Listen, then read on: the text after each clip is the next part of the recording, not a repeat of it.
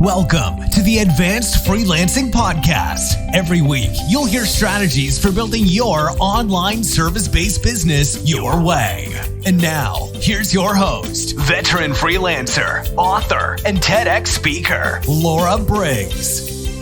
Hey, it's time for another episode of Advanced Freelancing, and today I am talking all about onboarding. When you can get your clients onboarded easily, you will feel so much better about your business and you'll be more excited to grow, scale, and do all kinds of things with your clients. If it's clunky and you're working with multiple people on smaller projects or one-time projects, you will regret the lost time that is spent dealing with these different aspects of your business. So let's dive in. What is onboarding?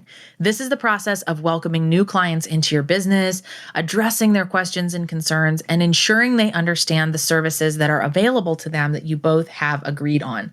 Onboarding is so important as a freelancer because it's your client's first experience with you, and it's also the time they are the most nervous. So they just hired a stranger over the internet. They are not entirely sure they made the right decision and are very concerned about whether this will be a good experience or not.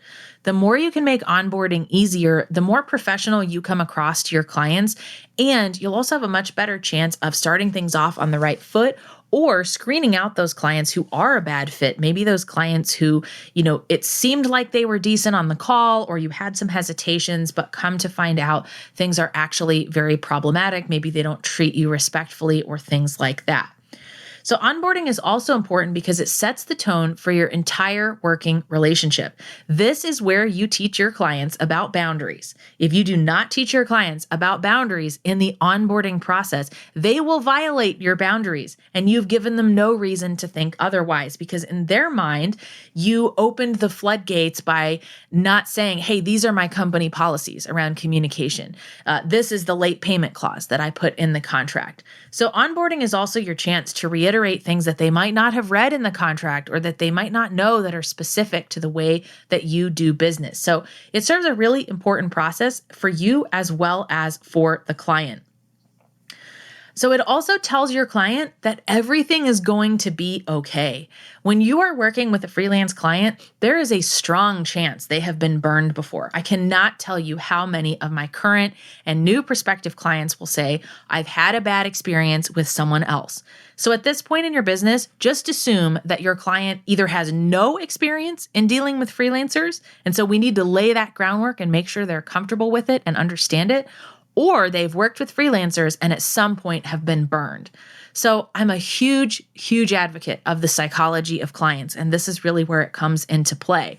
When you are thinking about giving your clients a great experience, a big part of this is how you can tap into that psychology of your clients and make them feel like you are going to give them a different experience. They are not going to get burned. They are not going to get ghosted. They are not going to have poor quality work turned into them. This is a great chance for you to step into the driver's seat and really the power position of the relationship by putting them at ease and making them feel like, hey, I've got you. Don't worry about this. So think about that as you're creating your onboarding process. If you've ever worked with someone else where the onboarding was super smooth, think about how much more comfortable you felt about your decision to invest money with that person because they provided you a good experience. So one easy way to do this is to create a welcome packet. This can recap the most used information and is really helpful for you to create if you do the same things and type of service over and over. So let's say that you're a social media manager. Creating a welcome packet will give them instructions on how to share passwords with you and what is the best form of communication to reach you. And if something is urgent, what kind of process should they follow? It might even give them some more information about your process of how you come up with ideas for them. And if there's any other paperwork or materials that they need to pull together in order for this relationship to be effective. Now, welcome packets are optional, but one thing I strongly recommend is hosting a kickoff call. Kickoff calls are required if it is a complex process. or project. Now, if you're doing something that's relatively simple, you can recap in an email what it is that they're going to get. But I love the kickoff call because it gives you a chance to ask questions. It re-highlights your expertise and it makes the client feel like you've got this. It's also so important for boundaries, right? Because you're stepping into that role of saying, hey, I'm a professional. This is how it works when I work with other clients. And this is why I have set this project up to operate in this way, because it's going to be a positive experience for you and for me. And I really want that to happen for both of us, right? So it doesn't allow that client to steamroll you because you're sort of the one who's taking control of the relationship. Now you might be saying, I just did a sales call. Why do I need a kickoff call? You can see the change psychologically in your client when you do a kickoff call, especially if you are over video. This happens every single time if you are good at doing these calls. The client just feels like you are the true pro. You know what you're doing. They go from, oh my gosh, I just hired a stranger on the internet. I don't know if I trust this person. I've been burned before. Did they charge me too much? They're having all kinds of nervous thoughts in their minds. And they go from that to, wow, I really picked the right person to do this for me. And if it's on video, you can physically see this happen in your clients, but you can hear it on the phone too. There will be sighs of relief. There will be clients saying, oh my gosh, I'm so excited. Oh, this is awesome, right? They go from nervous to trusting, and this is your chance to explain your process.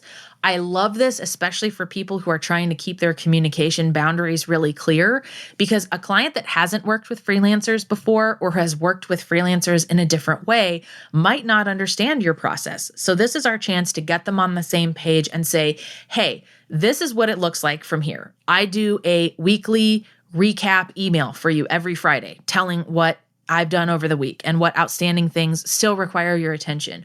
Or we do a bi-weekly strategy call, and here's how you book that call, and here's the agenda for what that call looks like. It prevents the client from trying to build a really inefficient process of, well, let me just text you whenever I need something. Or if I have a question, let me just send you 10 different emails about it. This is really important when you are scaling your freelance business, because the more you can control the administrative and the systems and the communication aspects of your company, the easier it will be for you to work when you need to work and talk to clients when you need to talk to clients, because it cannot be equally doing both at the same time, and your attention is getting pulled in so many different directions. So I love the kickoff call because this is a great chance for you to shine and really do a great job here, showing them everything that you know. So during this kickoff call, get a couple of important things nailed down, or give them the system for how that will work next. Examples are things like brand guidelines, how will you handle sharing passwords or logins, and any contact numbers or details you need to know. So maybe the client says, oh, you're doing the kickoff call with me, but you need to CC our director of marketing on everything that you do. Great. What is that person's email? Is email the best way to do it? Should I do it in your project management system? These are all the kinds of questions to get during that kickoff call, because we want to reduce the inefficiency of all of the emails going back and forth. Not only is it confusing for the client, but it's overwhelming. If you send them a 17-step email of, hey, here's my 14-page PDF about how to share passwords with me, they're just going to get emotionally sort of shut down and feel really overwhelmed. And so we want to reduce that friction. We want them to just feel excited about the fact that they hired us. They made an awesome decision in their choice of freelancer. And we want them to feel like this project is already off to a great start. So during this call, you want to sort of recap what your process is and any other information you need to grab. This is the time to get it. You can boost that information grabbing by doing it on a shared document or sharing the questions in advance. I'll give you a great example of a kickoff call I recently did with one of my clients where we are working on a book launch of hers.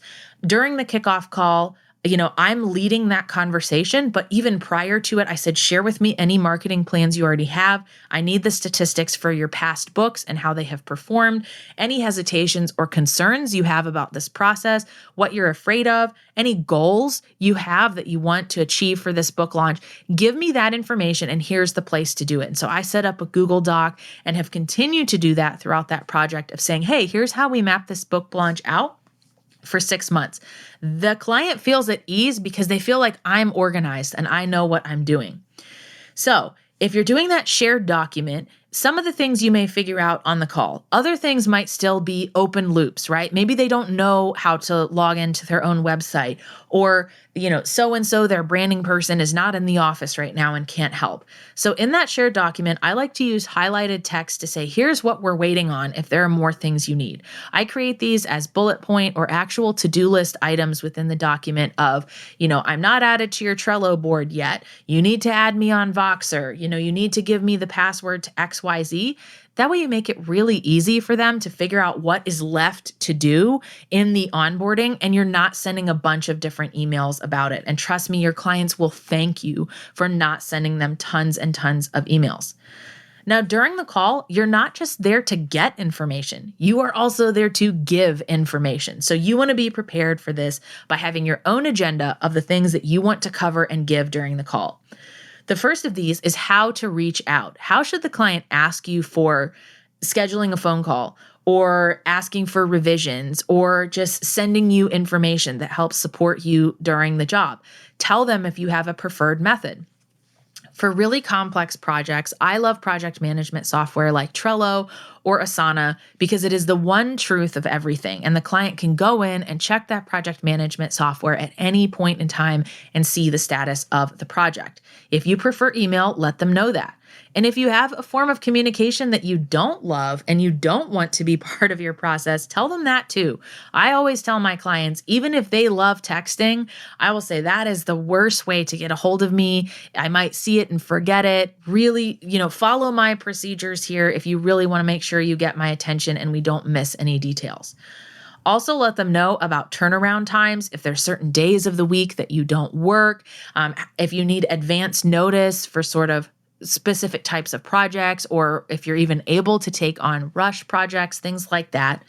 You want to give any details on any boundaries you need to set.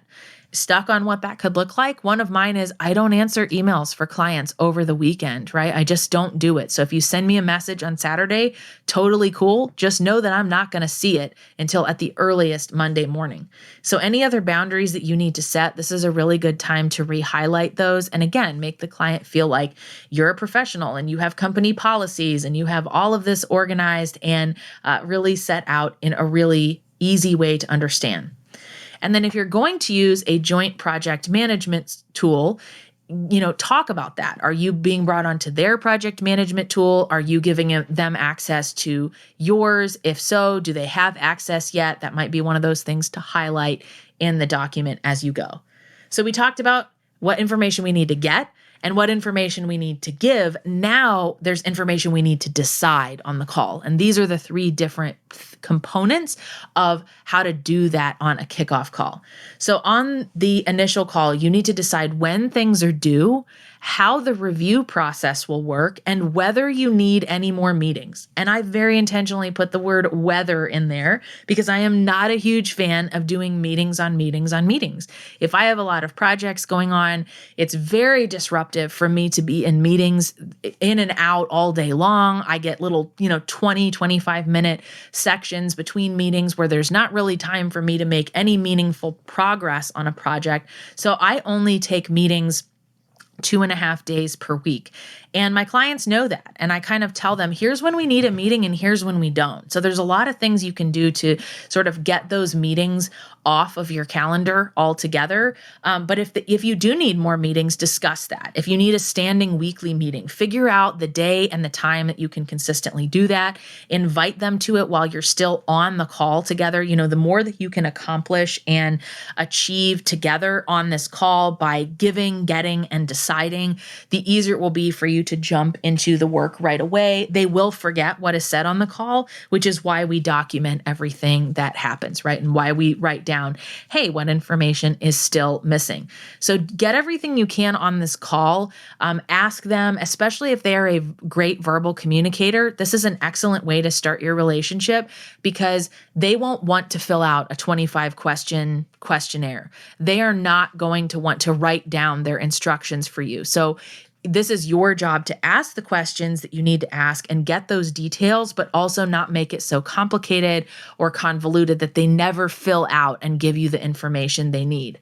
I've had a couple freelancers who've worked with me who would give me this really like detailed, like 45 question thing to fill out over Google Forms or somewhere else. And I would say, I don't have time to do that. If you want to pick the top 5 or 6 questions you have, ask them to me on a call or over Voxer. It's just, I'm outsourcing because I don't have time. So please don't make me fill out a questionnaire.